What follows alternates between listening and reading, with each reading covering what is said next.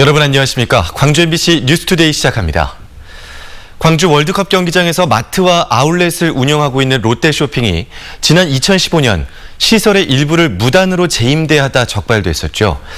롯데쇼핑은 사죄하는 뜻에서 130억 원을 사회 환원금으로 내기로 했었고 이후 40억 원에 가까운 기금이 적립됐습니다. 그런데 이 돈이 제대로 쓰이지 않고 있다는 비판이 일고 있습니다. 이계상 기자가 취재했습니다. 롯데쇼핑이 매장 시설 무단 재임대를 사죄하는 뜻에서 내놓기로 한 사회 환원금은 130억 원입니다. 지난 2016년 이후 해마다 13억 원씩 총 39억 원이 적립됐습니다. 광주시는 이 돈 가운데 5억여 원을 투입해 보호자 감호 위탁 처분을 받은 청소년들에게 보호자를 대신해서 주거와 자립 서비스 등을 제공하는 청소년 회복 지원 시설 2곳을 설치했습니다. 따뜻한 정을 이렇게 하고 또 교육도 시키고 이렇게 좋은 환경에서 적응을 해서 그 사회에 적응할 수 있도록 그런 프로그램을 운영하고 있습니다. 하지만 이 같은 집행 사례를 제외하면 사회 환원금은 대부분 단편적인 프로그램 공모 사업에 활용됐습니다. 청소년 단체의 신청을 받아서 청소년 멘토링이나 국내외 체험 프로그램에 수천만 원씩을 지원해주는 방식입니다. 위기의 청소년을 통합 지원하기 위해 광주시와 광주가정법원이 힘을 모으기로 업무 협약까지 체결했지만 관련 협의체 구성이나 운영은 민선 7기 출범 이후 사실상 유명무실해졌습니다. 막대한 규모의 사회 환원금을 종잣돈 삼아 광주만의 청소년 복지 모델을 만들고 그늘진 청소년들을 지원하려던 계획도 시 조직 개편과 함께 흐지부지 되는 분위기입니다. 지역사회 협의체든 재단이든 이런 것이 만들어져서 실제로 중장기적인 계획 아래서 공모사업이든 시설이든 운영을 좀 할 필요가 있다고 봅니다. 광주 전남 지역에서는 해마다 2,200여 명의 청소년이 소년법에 따른 보호 처분을 받는 것으로 집계됐습니다. 어렵게 마련되는 기금이 고갈되지 않고 위기의 청소년들을 항구적으로 지원할 수 있는 방안이 마련돼야 한다는 지적도 나오고 있습니다. MBC 뉴스 이계상입니다. 광주형 일자리 합작법인 출범에 맞춰 광주시와 LH토지주택공사가 공공임대주택 부지 조성을 추진하기로 했습니다.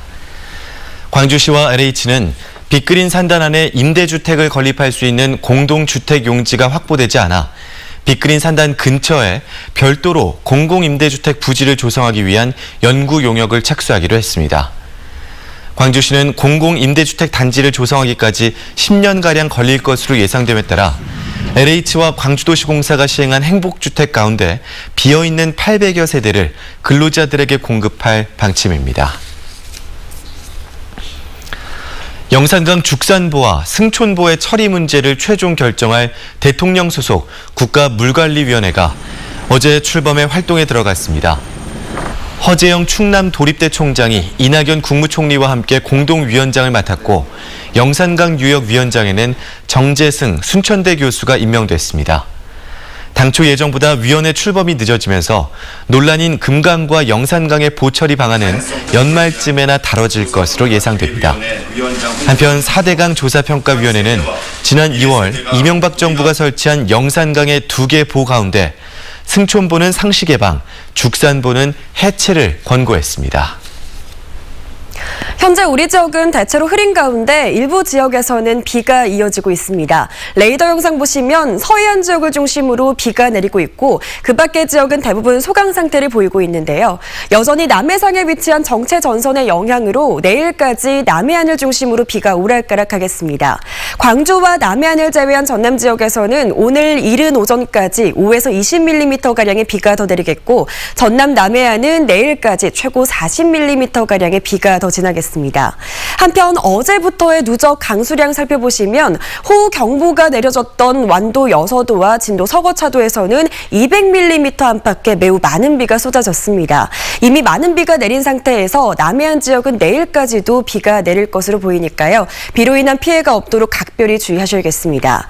오늘 아침 광주의 기온은 22.6도로 시작해 한낮 기온은 28도로 어제보다 3도가량 높겠습니다. 날씨 정보였습니다. 군공항으로 소음 피해를 입고 있는 광주와 대구, 수원의 시민단체들이 군공항 이전을 위해 한 목소리를 내기로 했습니다. 이전 후보지 선정에 소극적인 자세로 일관하고 있는 국방부를 함께 압박하기로 했습니다. 송정근 기자가 보도합니다.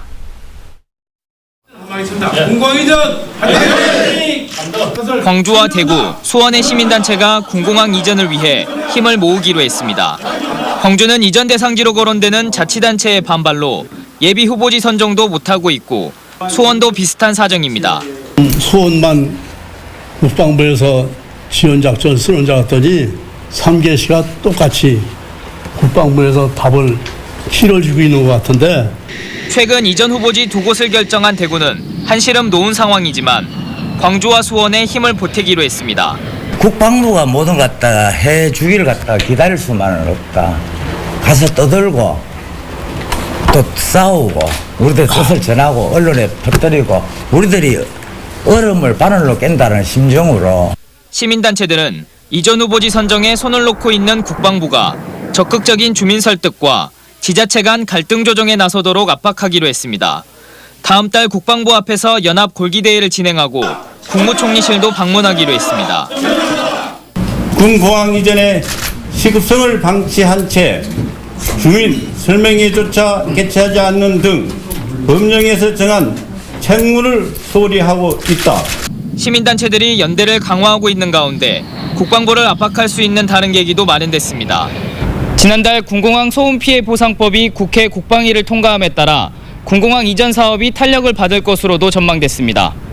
법안이 국회를 최종 통과하면 소송 절차 없이도 소음 피해 보상이 가능해져 국방부 입장에서는 상당한 부담으로 작용할 수 있기 때문입니다. 국방부 회계에다가 이게 그 소음 피해 보상액으로 이렇게 산정을 해야 되고 그런 부분이 이게 이제 군공항 이전하고도 연계해서 좀 더 이게 탄력을 군공항 소음 피해 도시들의 공동 대응과 강화된 소음 피해 보상이 군공항 이전에 손을 놓고 있는 국방부의 태도 변화를 이끌어낼 수 있을지 주목됩니다. MBC 뉴스 송정근입니다. 임시 이사 체제로 운영 중인 조선대학교 이사회의 정상화 논의가 보류됐습니다. 사학분쟁조정위원회는 지난 26일 조선대 정상화 추진 방안을 논의했지만 총장 문제 해결을 지켜보고 논의를 이어가자며 정이사 체제 전환 논의를 보류했습니다. 조선대는 옛 경영진과 대학 구성원 사이에 갈등이 불거지면서 2017년부터 임시이사 체제로 운영돼 왔고 현 임시이사들의 임기는 넉 달도 채 남지 않은 상황입니다. 받지 못한 임금을 달라며 건설 현장 타워 크레인에서 농성을 벌인 노동자가 한 달 만에 농성을 끝내고 내려왔습니다. 광주 남부소방서 등에 따르면 지난달 29일부터 광주 남구 주월동의 한 아파트 건설 현장 타워 크레인에서 체불임금 4억 7천여만 원을 달라며 농성을 벌인 41살 정모 씨가 이틀 전 크레인에서 내려왔고 건강에도 이상이 없는 것으로 알려졌습니다. 정 씨 등 노동자 30여 명은 하청업체가 주지하는 임금을 받기 위해 농성을 벌였고 원청업체와의 협의가 이루어져 농성을 끝냈다고 원청업체가 밝혔습니다. 전남도민 10명 가운데 8명은 농민수당 도입에 찬성한다는 조사 결과가 발표됐습니다.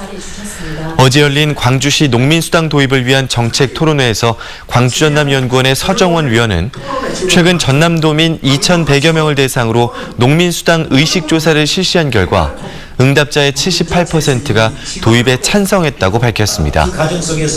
수당 도입에 반대하는 농어민은 13%에 불과했지만 공무원과 일반인 가운데 반대하는 응답자는 각각 30%와 27%로 상대적으로 높았습니다.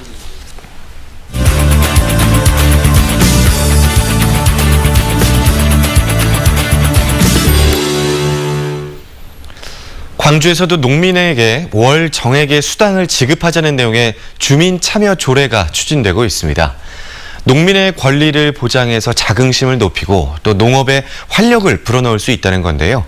광주시 농민회 이갑성 부회장과 좀 더 자세한 이야기 나눠보겠습니다. 안녕하십니까? 예, 안녕하십니까? 네, 광주뿐만 아니라 이제 전국적으로 농민수당에 대한 이야기가 나오고 있거든요. 이 농민수당이 왜 필요한 것인지 좀 소개해 주실까요? 예, 농민수당이란 말이 좀 생소하실 겁니다. 농민들이 농사를 지으면서 부가적으로 생산하는 가치를 이제 공익적 가치라고 하는데요. 네. 대기를 정화한다든가 또 아니면은 토양을 유실을 보존한다든가 네. 또 비가 많이 오면은 이 논에서 이 빗물을 가둬두기 때문에 홍수를 예방한다든가 그렇죠. 그리고 도시만 조금 벗어나도 아름다운 농촌 경관이 펼쳐지지 않습니까? 네. 예, 여름에는 새파랗게 아름답게 되고 가을 되면은 또 황금 물결 이루고 네. 예, 이런 역할들을 하기 때문에 거기에 대한 보상들을 좀 해주시면 하는 것이고 그걸 이제 경제적 가치로 보니까 연 한 82조 5천억 정도 되고 또 그것을 국민 5천만 명 네. 한 사람당 보면 165만 원의 가치를 생산하기 때문에 이런 것을 사회적으로 보상을 좀 해주라는 것이 농민수당이라고 보시면 되겠습니다. 네. 그러면 농민수당을 어떤 방식으로 지급하면 되는 건가요? 농민은 지금 법에 농민을 등록하게 돼 있습니다. 농업경영체 등록이라고 하는데요. 거기에 등록된 농민들이 해당이 되고 거기에 보면은 1000제곱미터 네. 우리 말로 한 300평 정도 되는데 네. 그 사람이 농사를 짓는 사람 그리고 또 연 90일 이상 농사를 종사하는 사람 또 1년에 판매액이 한 120만 원 이상인 사람 이런 사람들 농민이라고 하거든요. 네. 그런 농민들에게 일정하게 지급해 주라는 것이 농민수당입니다. 네. 근데 광주에서도 이 농민수당에 해당이 되시는 분들이 많냐 이런 네. 또 질문하는 분들이 계세요. 예, 제일 제가 좀 안타까운 게 그겁니다. 광주에 무슨 농토가 있고 농민들이 네, 있느냐 하는 거. 주위에 보면은 구례라든가 네. 또 그 옆에 곡성, 네. 그 옆에 담양 이런 데 경지 면적이 넓지 않습니까? 그렇죠. 사실은 광주가 거기보다 경지 면적이 더 넓습니다. 그리고 지금 광주광역시 통계에 의하면은 네. 광주의 농민들이 2만 5천 명 정도 되거든요. 그래서 그분들에게 다 혜택을 주라 이제 이걸로 보시면 되겠습니다. 네. 그런데 사회적 형평성을 이유로 농민수당에 좀 부정적인 인식을 갖고 있는 분들도 있어요. 어떻게 보십니까? 이제 노인수당 또 청년수당 이런 네. 것들을 많이 들어보셨을 겁니다. 그걸 바로 이제 복지정책이라고 하는데 우리나라에서 이제 새로운 복지정책을 시행하려고 하면은 네. 보건복지부에 사전 승인을 받게 돼 있습니다. 네네. 그래서 이미 지급하고 있는 해남이라든가 한평에서 네. 이걸 보건복지부에 의뢰를 했어요. 새로운 정책을 해도 되느냐. 그랬더니 보건복지부에서 이거는 보건복지정책이 아니라 농업정책이기 때문에 굳이 우리에게 허락을 받을 필요가 없기 때문에 농업정책으로 시행해도 된다. 이런 회신을 받았거든요. 그래서 노인수당이나 청년수당하고 다른 이런 제도라고 보시면 되겠습니다. 형평성에는 문제가 없다는 말씀이신 거죠. 그래서 또 이번에 주민참여형으로 조례를 추진해서 의미를 살리겠다라고 했습니다. 광주시나의회 시민들께 하고 싶은 말씀이 있으실 것 같아요. 조례를 제정하는 것이 이제 광주광역시장이 의회에 요청해서 하는 행정부 조례가 있고 또 의원들이 이런 제도를 좀 만들었으면 한다 이런 의원 발의가 있고 그리고 이제 그리고 주민들이 이런 제도를 좀 시행을 해서 좀 해줬으면 좋겠다 하는 그 주민 발의가 있거든요. 주민 발의가 2006년도에 광주시에 처음 있었고 이번이 한 15년 만에 두 번째인데 그만큼 주민 발의가 좀 엄격합니다. 그래서 광주 유권자의 85분의 1을 계산해 보니까 한 13,800명 정도 되는데 그 사람들은 서명을 받아서 제출을 해야 그게 이제 의원들이 심의할 수 있는 조건이 되거든요. 그래서 거의 이제 저희들이 볼 때는 한 2만 명 이상을 받아야 되겠다 하는데 광주 시민들이 이번에 농민수당에 적극 서명해 주시는 것이 사라져가는 농업, 농촌, 농민을 되살리는 길이다 생각하셔가지고 우리 시민들이 많이 좀 협조를 해서 협조해 주시면 대단히 고맙겠습니다. 네, 최근 논의가 계속되고 있는 광주 농민수당에 대해서 우리 광주시 농민의 이갑성 부회장과 이야기 나눠봤습니다. 고맙습니다. 예, 감사합니다.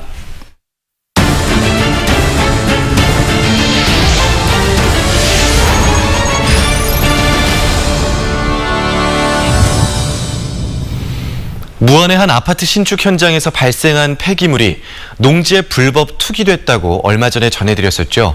다른 지역의 농경지에도 건축 폐기물이 무단으로 매립된 것으로 드러났습니다. 문현철 기자의 보도입니다. 무안군과 접해있는 목포시 대양동의 한 농경지입니다. 차선까지 선명하게 남아있는 도로 폐아스콘들. 아직 젖은 상태의 진흙 폐기물 오니도 시멘트 덩어리와 함께 잔뜩 버려져 있습니다. 논을 밭으로 바꾸기 위한 매립 현장에서 성토형 흙에 이 같은 폐기물들이 섞여 반입된 겁니다. 폐아스콘과 폐콘크리트 오니까지 이 일대가 폐기물 종합처리장을 방불케 합니다. 지임로 바로 옆 논이었던 곳을 굴삭기로 파봤습니다. 2, 3m가량 흙을 걷어올리자 폐기물인 오니가 무더기로 나오기 시작합니다. 폐포대와 폐콘크리트 덩어리도 뒤섞여 있습니다. 남악 오령지구 아파트 신축 현장에서 기초 파일 공사 과정에 나온 것으로 추정됩니다. 올해 3월부터 이렇게 공사를 시작하면서 계속 지금까지도 쭉 이렇게 폐기물을 계속 지속적으로 이렇게 버리고 있는 것으로 제가 봤거든요. 비를 내고 농지를 매립하는 현장에 투기된 폐기물 양이 적어도 수천 톤이 이를 것으로 추정됩니다. 지자체 지도 단속이 허술한 틈을 타 이처럼 버려지는 폐기물이 농지는 물론 환경까지 위협하고 있습니다. MBC 뉴스 문현철입니다. 박근혜 정부 국정농단 사태 당시 최순실 저격수로 이름을 알린 노승일 전 K스포츠재단 부장이 음주운전을 하다가 적발됐습니다. 광주 광산경찰서에 따르면 노 씨는 지난 22일 밤 10시쯤 광주 광산구에서 술을 마시고 400m가량 차를 몰다 경찰 단속에 적발됐습니다. 노 씨의 혈중 알코올 농도는 0.046%로 기준이 강화된 제2윤창호법에 따라 면허 정지 처분을 받았습니다. 지난해 광주 광산구에 식당을 차린 노 씨는 자신의 음주운전 사실을 SNS로 알리고 시민들에게 용서를 구했습니다. 광주 지역에서 학교폭력 피해를 호소하는 학생들이 늘고 있습니다. 광주시 교육청이 지난 4월 한국교육개발원 등에 위탁해 실시한 초중고 학교폭력 실태조사 결과 전체 응답자 11만 8,260명 가운데 1.6%인 1,895명이 학교폭력 피해를 당한 적이 있다고 답했습니다. 이는 지난해 같은 기간 학교폭력 피해 응답률인 1.1%에 비해 0.5%포인트 오른 수치입니다. 유형별로는 언어폭력이 34.1%로 가장 많았고 집단 따돌림과 신체 폭행 등이 뒤를 이었습니다. 전남에 있는 7개 작은 영화관의 누적 관람객이 100만 명을 돌파했습니다. 인구 감소로 사라졌던 농어촌 지역의 영화관들이 이렇게 작은 영화관으로 부활하면서 문화 사랑방 역할을 하고 있습니다. 고익수 기자입니다. 지난 2015년 10월 전남에서 처음으로 문을 연 장흥 정남진 시네마. 99석을 갖춘 그야말로 작은 영화관에 지난 4년간 30만 명의 관람객이 찾았습니다. 3D 상영관까지 갖춰 최신 영화를 상영하고 관람료도 도시보다 4,000원 이상 저렴해 부담 없이 연중 무휴로 이용할 수 있기 때문입니다. 장흥군을 시작으로 지난 4월 문을 연 보성군까지 전남의 작은 영화관은 7개로 늘었고 누적 관람객도 100만 명을 넘었습니다. 군 단위 인구가 3, 4만 명인 점을 감안하면 문화사랑방으로 큰 역할을 하고 있는 셈입니다. 시간적인, 공간적인 그리고 이제 경제적인 부분들까지 그 부분이 상당히 작은 영화관이 들어오면서 그 부분을 좀 해소를 많이 해줬죠. 그래서 그러니까 문화 나눔이죠. 작은 영화관이 인기몰이를 하면서 담양과 신안 등 4개 군에서 사업을 추진하고 있고 무안 등 3개 군에서 사업 신청을 준비하고 있습니다. 그러니까 7개 조성돼 있는데 평들이 만족도가 높아서 설치되지 않은 나머지 시군까지 추가적으로 일단은 확대하는 데 전반적인 정책을 펼쳐나갈 계획입니다. 주민들의 문화 향유와 소통 공간으로 자리를 잡고 있는 남도의 작은 영화관. 흑자 운영을 하면서 주민들의 사랑까지 듬뿍 받고 있습니다. MBC 뉴스 고익수입니다. 빛가람 혁신도시 공공기관들이 토론회를 열고 지역사회와의 상생 발전 방안을 모색했습니다. 한국방송통신전파진흥원 등 토론회 참석 기관들은 지역사회와 함께 공익적인 가치를 창출하고 지역의 경제적 역량을 키우기 위한 방안을 논의했습니다. 또 각 기관들의 사회적 가치 창출 사례를 공유하고 서로 협력해 국가 균형 발전을 더욱 촉진시키기로 했습니다. 네이버의 지역 언론 배제 등으로 입지가 축소되고 있는 지역 미디어의 발전을 도모하는 세미나가 열렸습니다. 광주 전남 언론학회는 어제 세미나에서 절박한 위기에 내몰린 지역 미디어가 안정적으로 역할과 책임을 다할 수 있도록 지원 조례 제정 등 지방정부의 역할을 강조했습니다. 호남대 한선 교수는 지역 미디어에 대한 무관심은 결국 지역민들의 피해로 이어질 수밖에 없다며 지자체의 적극적인 지원과 함께 이를 감시할 장치도 전제돼야 한다고 말했습니다.